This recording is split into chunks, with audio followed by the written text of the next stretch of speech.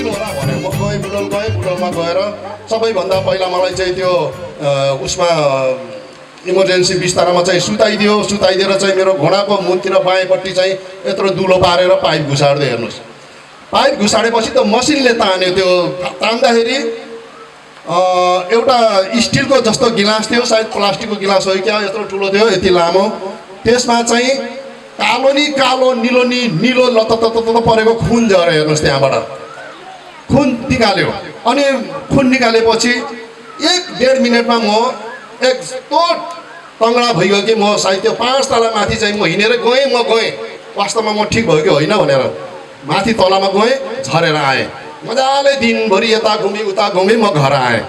भोलिपल्ट बिहान जब निद्रा खुल्यो मेरो हालत त्यही पहिलाको जस्तै। फेरि हस्पिटल गयो, फेरि त्यही उसबाट चाहिँ त्यही दुलोबाट टेप लगाएको थियो। टेप निकालेको थियो, तर त्यो पाइपलाई चाहिँ दोबारेर त्यही टेपले चिप्काएर राखेको थियो। फेरि त्यहीबाट खुन निकाल्यो। यस्तै गरी दिनै मेरो 1 गिलास खुन, त्यो पातलो खुन होइन, लेतो झऱ्यो हेर्नुहोस्। कालो निलो खुन।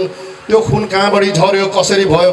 अनि उनीहरूले के भन्यो भने तपाईँको घोडाको नसा ड्यामेज भएको छ, लिकेज भएको छ। अनि तपाईँको जो घोडाको जो झिल्ली छ त्यो फुटेको छ। अब एउटै उ छ कि त भने तपाईँको घोडा अपरेसन गरेर त्यो घोडालाई फग्लाफुग्लुक पारेर हामीले भित्र हेर्नु पर्यो, अन्यथा तपाईँको चाहिँ घोडै खुट्टै काट्नुपर्छ भन्यो। अब मलाई चाहिँ त्यतिखेर म सांसारिकमा थिएँ, परमेश्वर भन्ने मलाई थाहा थिएन। त्यहाँबाट चाहिँ मैले सकेसम्म अपरेसन नगरे हुन्न र सर भन्यो। डक्टरहरूले चाहिँ अपरेसन गर्नै पर्छ तपाईँको, हामी हेर्न चाहन्छौँ तपाईँको घोडामा के भएको छ भन्यो। अब सिग्नेचर गरिदिनुहोस् यहाँ भन्यो। अनि मैले भने ल ठिकै छ, ल म सिग्नेचर गर्छु, तर सकेसम्म मेरो घोडा नकाट्दिनुहोस्, अपरेसन गर्नुहोस् तर मेरो घोडा नकाट्दिनुहोस् भन्यो। हुनसक्छ अब भगवान्लाई सम्झिनुहोस् तपाईँहरूले, भगवान्को कृपाले सायद घोडा काट्नु पर्दैन भन्यो र मलाई उसमा लग्यो। अनि म त अब कहिल्यै हस्पिटलमा बसेको मान्छे, जम्मै अब त्यो अपरेसन थिएटरमा लगेपछि त जम्मै झिलिर मिलो देख्छ हेर्नुहोस्। मेरो टाउकोमा चाहिँ यति मोटो सिरानी हाल्थ्यो।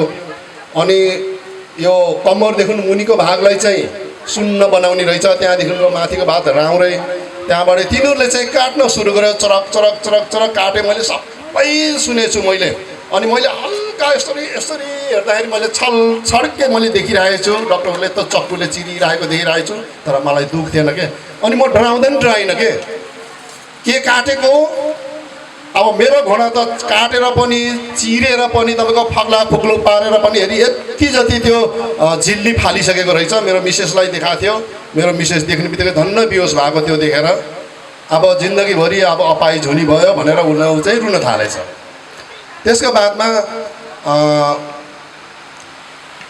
2-3 दिनपछि त्यो डक्टर आयो। फेरि डक्टर आएर हेऱ्यो, कस्तो छ तपाईँलाई भन्यो। मलाई ठिकै छ भने। अनि तपाईँ हिँड्न मिल्छ भनेर मिल्दैन भन्यो। करिबन 1 हप्तापछि बल्लमा बिस्ताराबाट 2 जनाको सहाराले बैशाखी टेकेर उठ्ने समेत भएँ, तर हिँड्न सक्थिनँ म। अनि मेरो अब खाना खाए पो दिशा आउँछ, अब पानी खाए पो पिसाब आउँछ, त्यहीँ बिस्तारामा उ गर्ने हेर्नुहोस्। त्यहीँ सबै चाहिँ मलाई केही थाहा थिएन। त्यसको बादमा अस्तिको कुरा हो, यो अहिले गएको बुधबार भन्दा सायद 2 बुधबार अगाडि 16 गते थियो कि 17 गते कति थियो, यही चैतको उसमा हाम्रो शिवपुर टोलको हामी 10-12 जना हाम्रो सच्चाइको साथीहरू मिलेर भन्न थाले कि मामा तपाईँको घर खुल्ला छ, तलको कोठाहरू पुरा खाली छ, त्यहाँ हाम्रो आज महिमा गर्नु पर्यो भन्यो। भजन सजन गिदाएर बस्नु पर्यो भन्यो। ठिक छ ल वेलकम भने मैले बोलाएँ, सबैलाई बोलाएँ है। अनि सबैजना भुइँमा बसिरहेको थियो, तर मेरो छोरीले चाहिँ मलाई कुर्सी निकालिदिएको थियो। अनि मलाई कस्तो लाग्यो, मनमा खिन्न लाग्यो कि अब सबैजना मभन्दा एजेड भनौँ न, अब दिदीहरू हुनुहुन्थ्यो, उहाँहरू पनि 2-3 जना हुनुहुन्थ्यो, भुइँमा बस्नुभयो। अनि म मात्रै कुर्सीमा बस्ने, मलाई कस्तो नरमाइलो लाग्यो।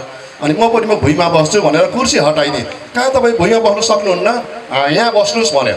म यहीँ बस्छु भनेर म भित्तामा अडेल लाएर बसेर बायाँ खुट्टा यस्तो तेर्स्याएर बसेँ। मेरो 4 वर्षसम्म म घोडा टेकेर के अरे उसमा घोडा फोल्ड हुन्थेन, मेरो सिधाको सिधा हुन्थ्यो। अनि फिजियोथेरापी गर्दा गर्दा गर्दा हल्का लगभग 25% 35%सम्म ब्यान्ड हुन्थ्यो मात्रै। अनि त्यो दिन अस्ति 17 गते हो या 16 गतेको दिन हामी भजन कीर्तन गाउन भनेर त्यहाँ जम्मा भयौँ, बस्यौँ। अनि ठ्याक्क मेरो खुट्टानिर छोरी आएर बसिदियो। अब हाम्रो धर्ममा के छ भने छोरीलाई त हामीले त खुट्टामा ढोक्छौँ होइन। अनि मैले भने नानी अलि अगाडि बसे त हुन्थ्यो नि, मेरो खुट्टाले छुन्छ भन्दा केही हुन्न भन्यो। त्यहाँबाट मैले हुँदैन भनेर खुट्टा चाहिँ अगाडिबाट यस्तो तेर्साएर मैले अगाडि लिएर आएँ। अगाडि ल्याएको त फेरि अगाडि बसिरहेको दिदीहरू। दिदीहरूतिर खुट्टा फर्काउनु त भएन, मेरो मनले मानेन भनेर मैले चाहिँ अब मनमा पता नै कस्तो आयो मेरो कि म कोसिस गर्छु भनेर खुट्टा यस्तो हल्कासँग फोल्ड गरेर पलेटी कसेर बसेको त जस्तो अब हजुरहरू अहिले बस्नु भएको छ पलेटी कसेर त्यस्तै प्रकारले म त फोल्ड गरेर बसेँ। म त छाँगाबाट खसे जस्तो भयो कि म त छक्कै परेँ। म त 4 वर्षसम्म मेरो घोडा फोल्ड नहुने, त्यो दिन अचानक घोडा फोल्ड हुँदाखेरि त मै आफै छक्कै परेँ। अरे भनेर म त चिल्लाएँ के भयो भनेर सबैजना छस्याङ्ग भयो। मेरो घोडा त फोल्ड भयो नि हेर त भन्दाखेरि त सबैजना दङ्गै पऱ्यो त नि। ओहो यो त परमेश्वरको ऊ हो, ल हजुरलाई त परमेश्वरले चिनेछ भने। मैले त्यतिखेरै भने ओहो प्रभु हजुरलाई त हजुर यति मान हुनु रहेछ पिता कि हजुर चाहिँ जनको आत्मामा बस्ने मेरो आत्मा पनि बसिसक्नु भएको रहेछ। तर मलाई माफ गरिदिनुहोस् पिता, मैले हजुरलाई चिन्न सकिनँ तर हजुरले मलाई चिनिसक्नु भएको रहेछ भने। त्यहाँदेखि मेरो मन यस्तो भइगयो कि ओहो म त अब त जहाँ गए पनि बस्न सक्छु नि। अनि तल 3 घन्टासम्म पलेटी कसेर बस्यो। म एक पाली पनि उठेर पिसाब गर्न गइनँ, पानी खान गइनँ। त्यो दिन अचम्मै भयो, सबैजना छक्कै पर्यो। र यो सबै परमेश्वरको देन रहेछ। र त्योभन्दा पहिला जब संसारिकमा हामी थियौँ, जति दुःख पाए पनि सुख पाए पनि अब हामीले नबोल्ने देवताहरूलाई हामीले पूजा गर्थ्यौँ होइन। तर परमेश्वरलाई हामीले नदेखे पनि परमेश्वर त हाम्रै आत्मामा बस्ने रहेछ। अहिले आएर हामीले बल्ल चिन्यौँ। हामीले जब हाम्रो अगुवा मेम्बरको हाम्रो लिडरहरूको जब वचन सुन्यौँ तब हामीलाई थाहा भयो कि ओहो परमेश्वर त हाम्रो लिडर के अरे आत्मामै बस्नु रहेछ। हामी कहाँ खोजेर हिँड्यौँ। मैले यति दुःख पाएको थिएँ कि तर कुनै दिनसम्म आयो भने हजुरलाई त्यो गवाई पनि बताउँला। म बहुत ठुल्ठुलो धार्मिक स्थलमा पनि गएँ, म वैष्णवी देवी पनि गएँ, यो के भन्छ अरे भनौँ न अब केदारनाथ बद्रीनाथ कहाँ गइनँ के। तर मलाई के लाग्यो भने यो सांसारिकमा हुँदाखेरि हामीले जति धर्म कर्म गरे पनि यो हाम्रो लागि चाहिँ व्यर्थै जस्तो लाग्यो होइन। तर असली ऊ चाहिँ ठाउँ चाहिँ जब हामीले परमेश्वरको यहाँ आयौँ तब मात्रै थाहा पायौँ। र फेरि पनि म परमेश्वर पितालाई करोड धन्यवाद गर्छु यीशु मसीहको नाममा। र मेरो गवाई यति नै हो। मेरो गवाईले हजुरहरूलाई पनि दबाई भयो होला र हजुरहरूको गवाईले पनि मलाई दबाई भइसक्यो भन्दै म ईश्वर पितासँग म बिदा माग्न चाहन्छु। ईश्वर पितालाई म करोड धन्यवाद गर्छु।